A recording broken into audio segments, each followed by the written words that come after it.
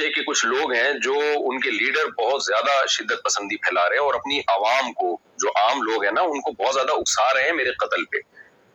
کھلی ویڈیو میں جب اتنا اکسا رہے ہیں، آپ یہ ویڈیو کلپ دیکھ سکتے ہیں۔ ایک مولوی نہیں اور طارق مجہول مردود ایک بندہ بھی غیرت مند نہیں بیٹھا جڑا اٹھ کے انہاں سر لاوے۔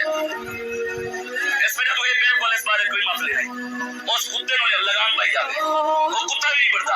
جب کھلی ویڈیو میں اتنا اکسا رہے ہیں تو بند کمروں میں کتنا اکساتے ہوں گے، اور میرے پاس جو الگ سے دھمکیاں آ رہی ہیں وہ الگ ہیں۔ لیکن جو لیڈر حضرات ہیں نا ایک مخصوص طبقے کے، وہ بار بار جو ہے نا گستاخ کی سزا سرتن سے جدا، نعرے بھی یہی لگ رہے ہیں۔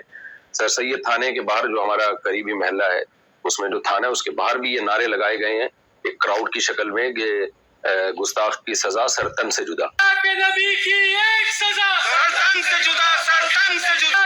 تو خوب سمجھ لیں، کسی شخص پہ بدکاری اور زنا کا الزام لگ جائے، یہ الزام اتنا سنگین نہیں ہے جتنا یہ الزام سنگین ہے کہ میری طرف یہ نسبت کی جائے کہ میں نے نبی صلی اللہ علیہ وسلم کی شان میں یا قرآن کی شان میں گستاخی کی ہے۔ یہ زیادہ بڑا الزام ہے۔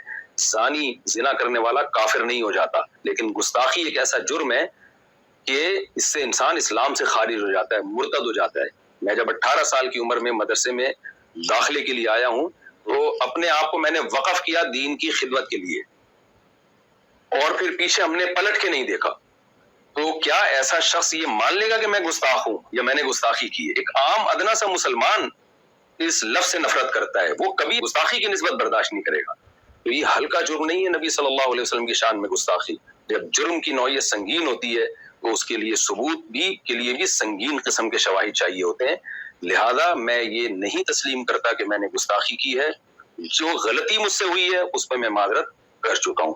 اور آخر میں جو متشدد قسم کے مذہبی اسکالر اتنی وضاحتوں کے بعد بھی اپنی عوام کو اکسا رہے ہیں کہ قتل ناموس رسالت اور گستاخ، جو نبی کا گستاخ ہے اس کو قتل کر دیا جائے، تو میں اپنی بات کو ریپیٹ کرتا ہوں کہ یہ سادہ لو عوام جو واقعی نبی سے محبت کرتی ہے لیکن اپنے کچھ متشدد مذہبی اسکالر کی باتوں میں آ کے ہائپر ہو رہی ہے، میری ان سے گزارش ہے کہ آپ اپنے ان مذہبی لیڈروں سے کہیے کہ حضرت یہ قتل کا کام پھر آپ بنفس نفیس کریں، کیونکہ جب کوئی کسی کو قتل کرتا ہے تو پولیس کیس بنتا ہے، اس کو بھی پھانسی ہوتی ہے، وہ بھی جیل کی کوٹری میں جاتا ہے۔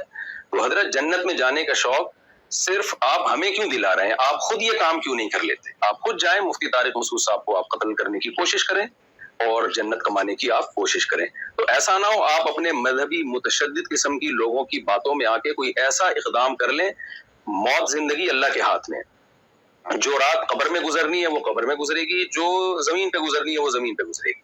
لیکن ایسا نہ ہو کہ کچھ مذہبی متشدد قسم کے اسکالر آپ سے وہ کام کروائیں جس پہ قیامت کے دن نبی صلی اللہ علیہ وسلم آپ سے اپنا چہرہ پھیر لیں، اور آپ شو تو یہ کر رہے ہو میں نے نبی کے نام پہ یہ کام کیا ہے، لیکن نبی صلی اللہ علیہ وسلم اس شدت پسندی سے کبھی بھی خوش نہیں ہو سکتے۔